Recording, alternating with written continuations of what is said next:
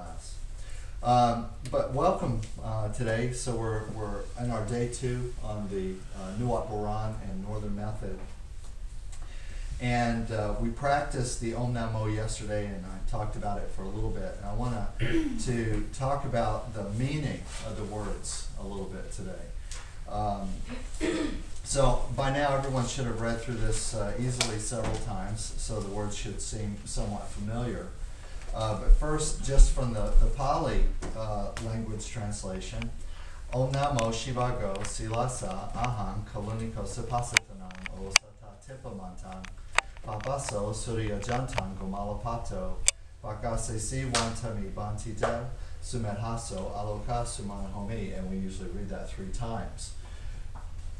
The recitation of key parts of the mantra 3 times have to do with this reoccurring acknowledgement of the law of 3. Okay?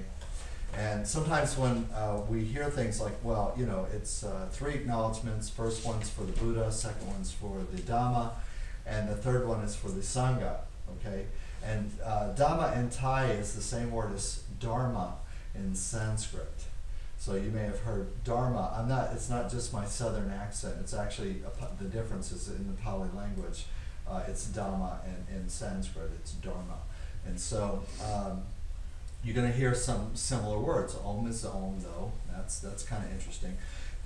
Chakra in Thai is Chaka. You lose the R.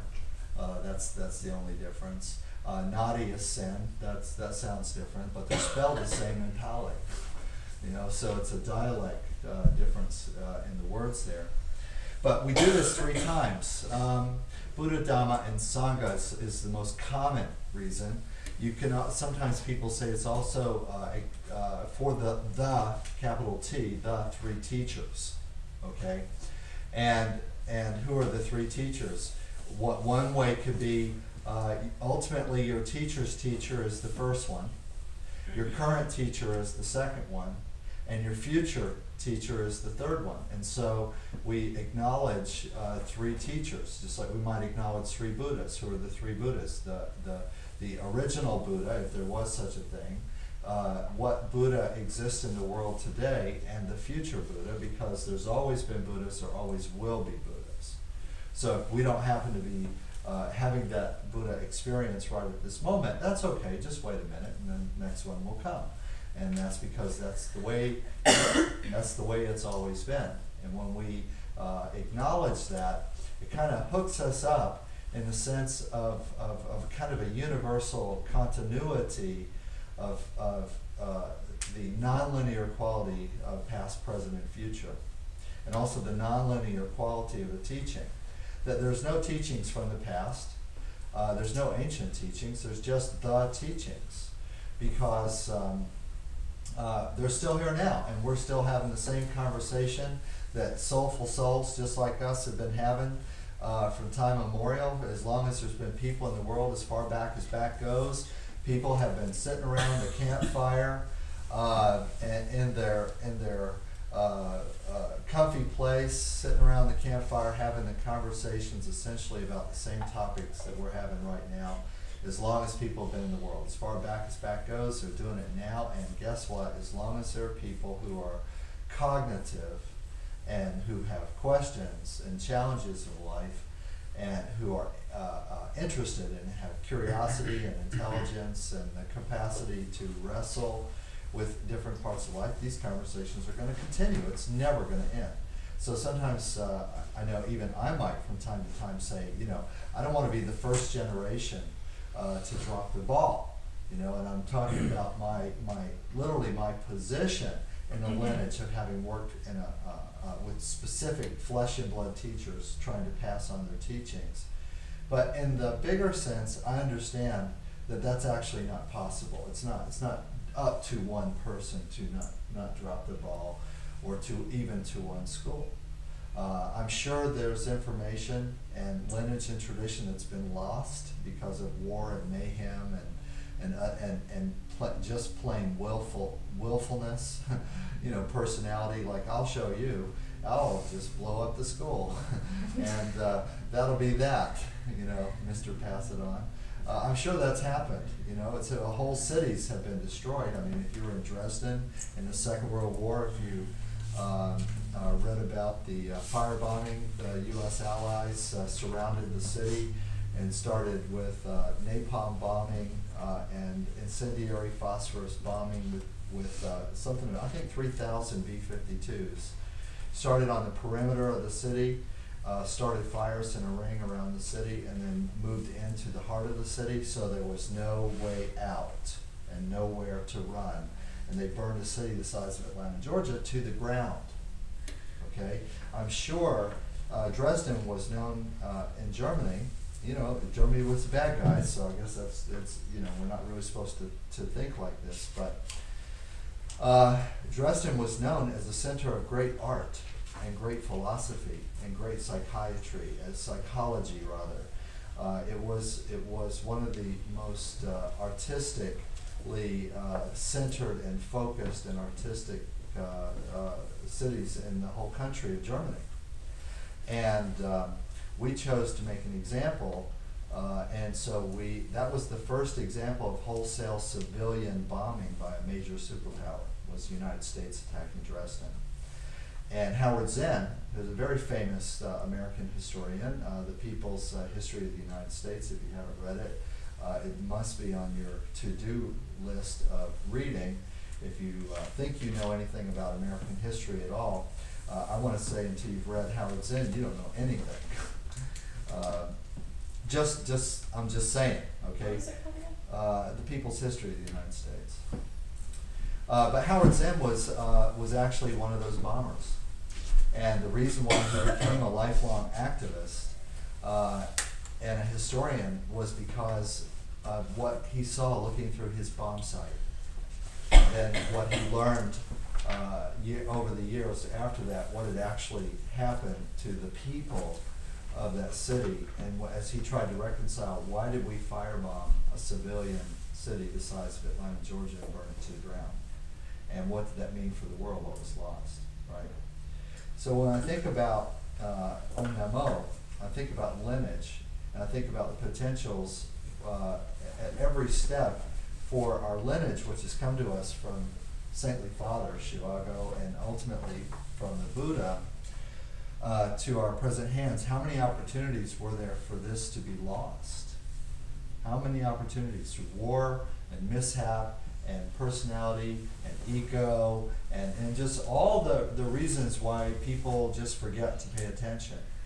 Divorce, relocation, feast, famine, political unrest, had to stop teaching to go get a real job, got sick, some misadventure or whatever. All the possible ways that this could have been lost 1,000 times, 10,000, 100,000 times in the last 1,000 years. And yet, it wasn't. And yet it wasn't. And here we are, and we are being presented with this information. For example, I know in Dresden, Germany, before the Second World War, that there was groups of people who were fairly advanced in the study of psychology, and many of them were, of course, killed by us during that bombing. And yet their teachings and the school and the kind of information that they were studying as a group actually survived. That's pretty interesting to me, because I actually practice some of that psychology that was practiced by some of those students in Dresden, Germany, because they were some fourth-way students of GI. Okay? And the teaching survived, even though the study group didn't. The teaching survived. Okay? I look at it this way. The teaching survives because it has a life of its own. The reason it has a life of its own is because it represents on some level, and actually I think in a multidimensional capacity, it represents objective truth on some level. And so when I look at these old teachings, I'm not just doing it because I heard that it's been done this way for a long time and that a lot of old people believe that it's good. That's actually not why I do this, okay? I do it because I've always looked for objective criteria to be able to verify and validate whether information I was receiving was truthful or not, or represented some model of objective truth that I've been trying to wrestle with virtually my whole life. And if it's cohesive and resonates with that, and if I can actually bring some intellectual capacity and some cognitive capacity to it, and I can also find a way to practically express it, which means I can test it, then I begin to put more faith in it. I don't do it just because I was told to do it.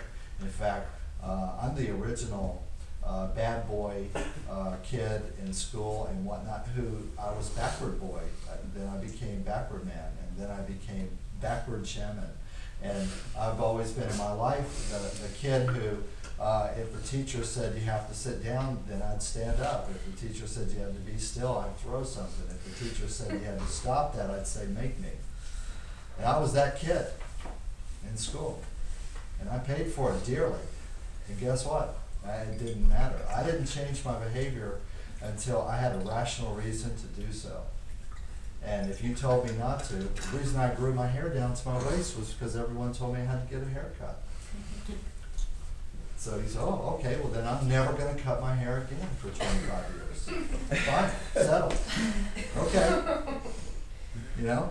And being contrary is its own worst enemy, you know, so you don't have to feel sorry for me. Because, you know, it takes a lot of skill and a lot of dedication to be contrary, okay, all the time, all right? But I stopped being that way to some degree, and those of you who know me know that it's to some degree, okay? I stopped being that way only because I began to acquire a bit of information that actually was not based on anecdote or opinion, or just people knee-jerking and telling me what to do because they thought that's the way Jesus wanted them to do it, or some such thing. Okay, and as I began to verify it, I would put more faith in it. I would practice it, and as I began to see results from the practice, both in myself and with my clients, then I knew I was onto something. And so that's my process. That's why I always tell people, don't believe anything I say just because I say it. That is the wrong reason. The wrong reason to believe anything a teacher tells you is because they told you. That is always the wrong reason. The only correct reason, in my opinion, to believe something that a teacher tells you, you know, you can hold on to it with a sense of suspending disbelief until you have an opportunity to practice, okay? But the only reason to really believe anything is because you have some process that allows you to experimentally verify whether or not it's true. And then if it works for you, then you now know that. That's validation, that's verification. Now you can let all that have to prove it stuff go and get on to the next thing. And stop going back and trying to prove stuff that you already know. Once you know it, let it go. Move on, pick up some more. Okay? Prove that. Back to OmNamo. 3 times. Past, present, future. All past people, all past energy, all past thought, all past consciousness that brings this information, that thought enough of it to bring it to us.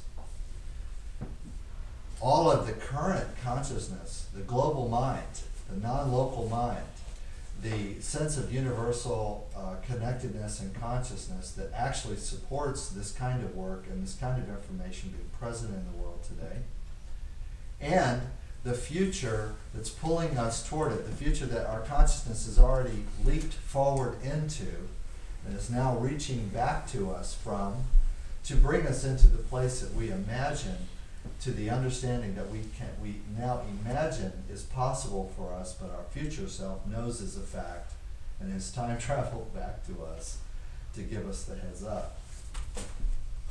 Past, present, and future, 3 teachers. I'm going to say something that's very Nuat Thai. Okay, very Nuat Thai. So I take full responsibility for deviating from some traditional path here, because I am my own master. Okay, and at this point, I'm going to tell you something my teachers never told me, but which has come from my own experience, and that is, the way I understand this is, I am Shivago. I always have been. I am Shivago now. I always will be, and I'm the Shivago in the future. So are you.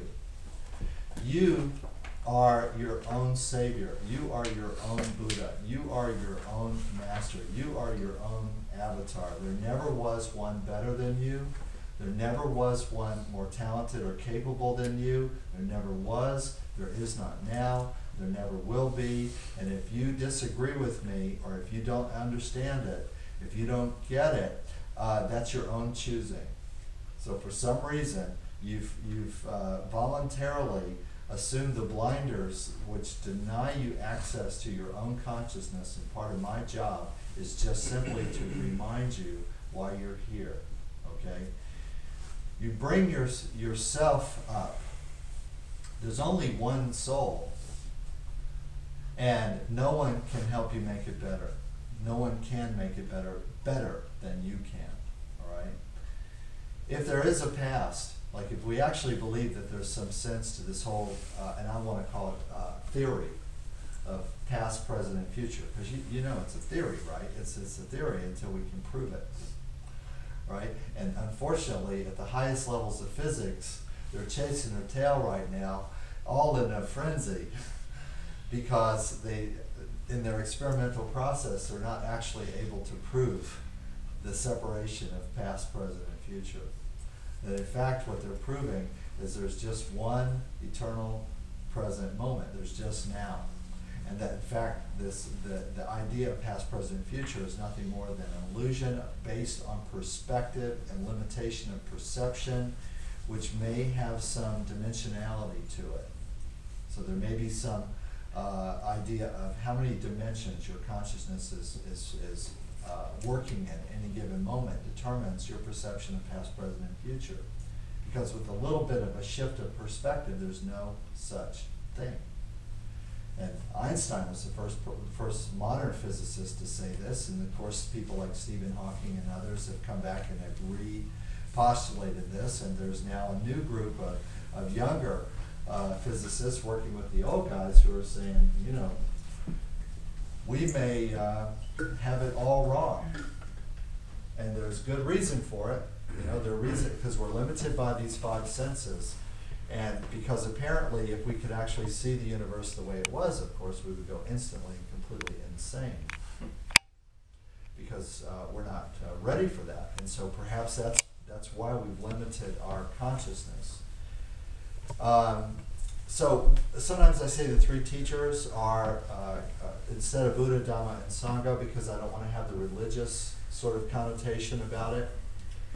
I want to think in terms of C influence, original conscious influence, what the Maharishi Mahesh Yogi used to call the undifferentiated cosmic consciousness that is you. Okay, the undifferentiated cosmic consciousness that is you. Okay. Swami Prabhupada of the Krishna consciousness movement said, well, Krishna is the embodiment of cosmic consciousness, okay? But so are you. And so we just say see influence, the influence of your consciousness, your cosmic consciousness, your unlimited, undifferentiated, unbounded, unconfined, unbordered consciousness. That's always existed. It existed before the world began. It exists now, and it will always exist. If your soul and Atman is going through the sequence of reincarnation and or recurrence, which is a theory that I subscribe to, it still presupposes that you have a consciousness that is unique, that is able to survive and continue irrespective of the present limitations of life. In other words, you have life, and then you have not life, and then you have life, and then you have not life, and you have life. And it kind of, you have the illusion of the continuity, okay? And each life you think is so precious and so unique and is so special and is the only one. And for a time we forget. But if you think about it from a point of view of, we have something in the world that actually I think is a great metaphor for this, and that is pre-digital film for movies. Okay, so basically we have a camera that takes a picture, advances the film, takes another picture, advances the film, takes another picture, advances the film, and so then you have a roll of film with individual pictures. Now, yes, the take the picture and advance the film happens fairly quickly, happens, you know, you have this idea of stop motion. Here's one, here's one, here's one, here's one, here's one, here's one. When you look at the frames individually on old school film, 16 millimeter, 32 millimeter, or whatever is IMAX, I forget, it's like 100 something. But you look at one frame and you look at another frame, sometimes the differences are hard to notice. They're very subtle. But if you skip a couple of frames and go like every 10th frame, or every 30th frame, or every 40th frame, there's quite big differences from section to section. Now what's really interesting is when you watch a movie, that actually there is no movie. When you watch a movie, there's no movie, okay? Because what you're watching, it, no matter what, is a slideshow. A movie is a slideshow. It's just a slideshow with lots of slides, which are shown approximately 32 frames per second. And so there's a trick that happens in the brain that when I take still and all different and all unrelated individual frames of information and I present them in a sequence, there's a trick, there's a key number that has to be reached. If I'm less than that 32 frames per second, then I have flicker. And flicker-see is not good, because flicker tells my brain that I might not actually be watching a movie. In fact, I might be watching a slideshow. And if for some reason the camera slowed way down, you'd actually start to see staggered images, okay? Staggered and slow motion, staggered images, okay? And of course, in old school cameras, if the film actually stopped at any point, it would just burn the film up. If the film stopped, it would actually damage the film. But the point is that the way our consciousness works is there's this illusion of continuity, and it goes from moment to moment in our daily life. It goes from moment to moment in our life to life. So from the point of view of our eternal consciousness, there's not even multiple lives. That in fact there's so many lives that my picture, if you want to say, shows this consciousness watching the movie of all the individual lives and having the impression that there's just one being, that there's just one existence. And it's the movie of your consciousness. It has nothing to do with the individual lives. We put way too much emphasis on what's happening with us. Okay? Well, we've always been here. The past lives have always been here. The present life is not one. It's an aggregate of everything that's come before and is still playing in the back of our conscious mind, so to speak. And we already have seen this movie before, so we actually on some level know what's coming. And so we think of that when we try to conceptualize that, we get this past, present, and future. I've already been through this movie so many times. Eventually it's going to get boring. I'm going to want to change the channel. So we got those three Buddhas. We got those three teachers. There's this idea of three. The active principle, the passive principle, the reconciling principle, the male principle, the female principle, the child principle, is in many, many systems, including in old school Taoism and old school Buddhism, is key. The numerology is where the secrets are.